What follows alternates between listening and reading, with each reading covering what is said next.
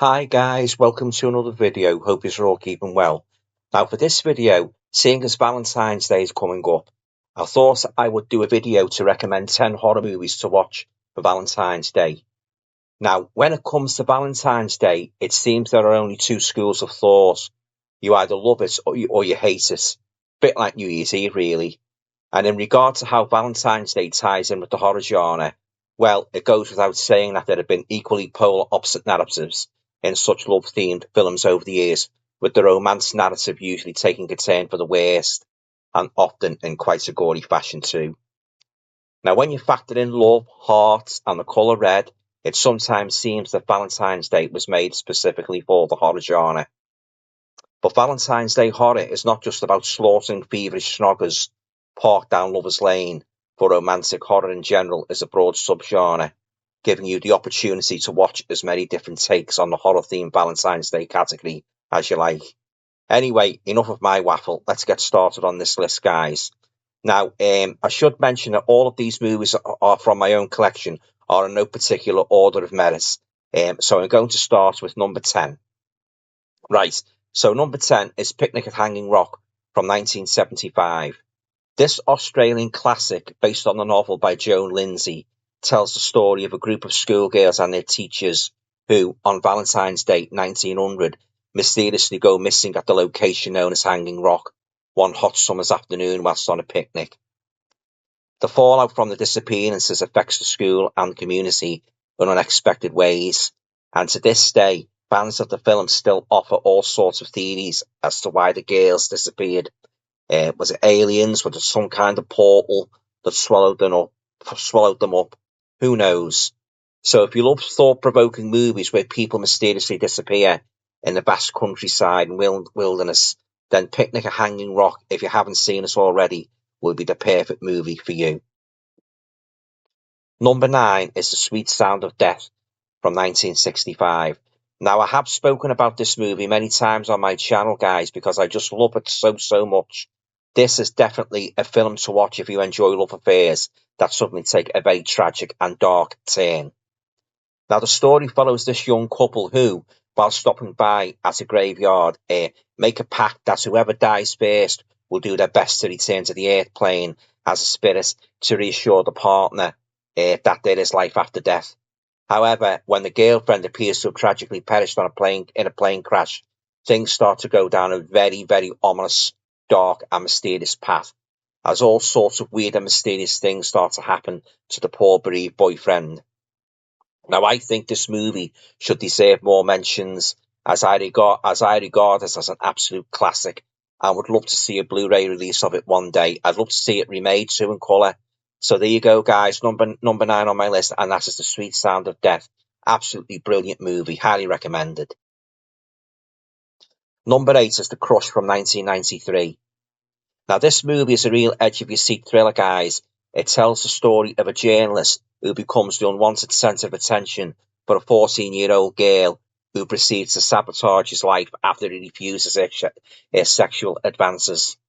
Now, I've found The Crush to be a highly entertaining and an extremely gripping film with well-drawn-up characters in a tale which held my attention right to the end. So if you love movies involving romantic crushes that gradually develop into something really dark and disturbing and even horrifying, then I think you will enjoy The Crush, as it really is a fantastic film. I had an absolute blast with it. Number 7 is The Love Witch from 2016. Now, this tells the story of a modern-day witch who makes spells and magic in her apartment to get men to fall in love with her, with deadly consequences. This movie looks absolutely stunning on Blu-ray, guys. It really does, with its bright, vivid colours. You almost believe you are watching an actual 1960s movie. It's so redolent with 60s atmosphere. It also boasts a powerful, engrossing storyline. This movie has a great rewatchability factor too. So there you go, guys. That is number 7 on my list, and that is The Love Witch. Number 6 on my list is The Bride of Frankenstein from 1935. Oh my lord, guys, what more superlatives can I utter about this classic horror movie that haven't been uttered so many times before and over so many decades. The Bride of Frankenstein is without doubt the greatest horror sequel ever made. It stands right up there with Psycho 2 as being even better than the first movie. If you are a true horror fan who hasn't seen this masterpiece of a sequel, then shame on you. This movie has so many iconic images and themes running through it, from Boris Karloff's legendary performance as the menacing but ultimately tragic Frankenstein monster to a multi-layered, utterly enthralling storyline that offers horror, romance, comedy, and utter heartbreak in terms of unrequited love of the most monstrous kind. This movie's got everything, guys. Everything a horror fan could possibly want. An utterly flawless movie and a true classic of horror cinema. That is The Bride of Frankenstein from 1935. Absolutely brilliant. Number 5 is Bride of Reanimator from 1990. From one bride to another, this sequel to Reanimator sees the return of the Frankenstein like Dr. Herbert West up to his old tricks again as he attempts to create the perfect dream lover woman from dead tissue. Although not quite as good as the first movie, Bride of Reanimator is still pretty fun and enjoyable ride as Jeffrey Combs once again delivers a brilliant performance as the ruthless, crazed scientist, Dr. Herbert West. So there you go, guys. Number 5 on my list, and that is Bride of Reanimator from 1990. Number 4 on my list is Holidays from 2016. Now, Holidays is an American horror anthology of short horror films, each one inspired by a different celebration. 9 filmmakers present horror stories that revolve around Valentine's Day, St. Patrick's Day, Easter, Mother's Day, Father's Day, Halloween, Christmas, and so on. The directors include Kevin Smith and Gary Shaw, to name but a few. Now, although I wouldn't exactly describe this movie as one of the better horror anthologies I have seen, it does have a few good solid stories in it, including the Valentine's Day segments, of course. So there you go, guys, and that is Holidays. Number 3 on my list is The Vampire Lovers from 1970. One of my all-time favourite Hammer vampire movies. This follows the story of the seductive bloodsucker Kamala Karnstein, played brilliantly by the late great Ingrid Pitt, and her family who prey on the beautiful and the rich in a remote area of late 18th century Germany. Packed with all the visual Hammer iconic scenarios of blood and horror and luscious female vampires, The Vampire Lovers is one of the greatest horror movies the Hammer ever produced. So there you go, guys. That is number 3 on my list, and that is The Vampire Lovers. Number 2, Tales from the Crypt from 1972. Now, I know this isn't strictly a full-blown Valentine horror movie, guys, but just a straightforward amicus anthology production. However, I do think that the segment that stars the late great Peter Cushing, entitled Poetic Justice, could definitely be considered to be the standout story in this movie, just by its sheer power of emotion and horror that it delivers in jaw-dropping bucket loads. I therefore loved this tale so much that I decided to include it in this list. Now, this story follows an inoffensive old man called Arthur Grimsdyke, played by Peter Cushing, of course, who is driven to suicide after being ruthlessly tormented by a horrible neighbour who stupidly resents the way the kind old man has children in his home, giving them sweets and being generally nice to them. Perfectly harmless. But Grimsdyke does have the last laugh, for he returns from the grave exactly 1 year after his suicide to exact a hideous vengeance on the contemptible jerk of a neighbour. He rips out his heart. What could be more an appropriate story for a good Valentine's Day horror story, guys? Poetic justice indeed. One of the most memorable and gut-wrenching performances of Peter Cushing's whole career.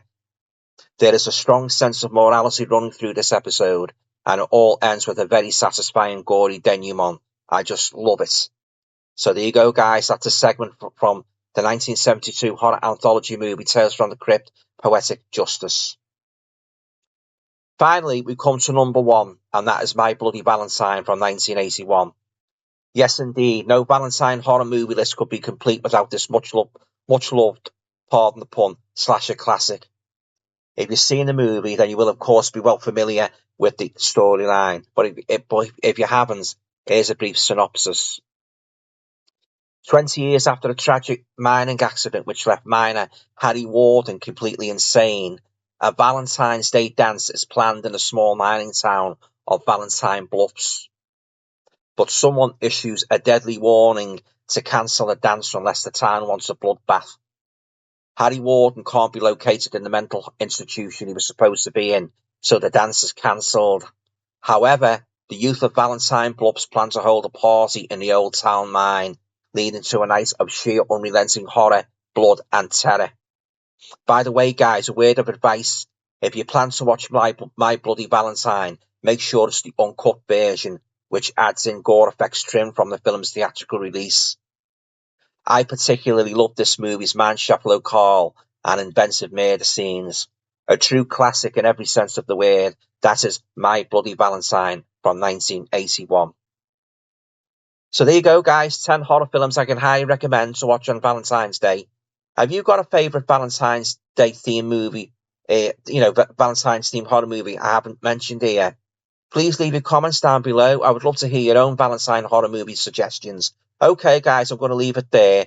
I hope you enjoyed the video. Usually, if you like it, please feel free to share, subscribe, and comment. And all going well, I'll be back again very, very soon with another video. Take care. Bye for now.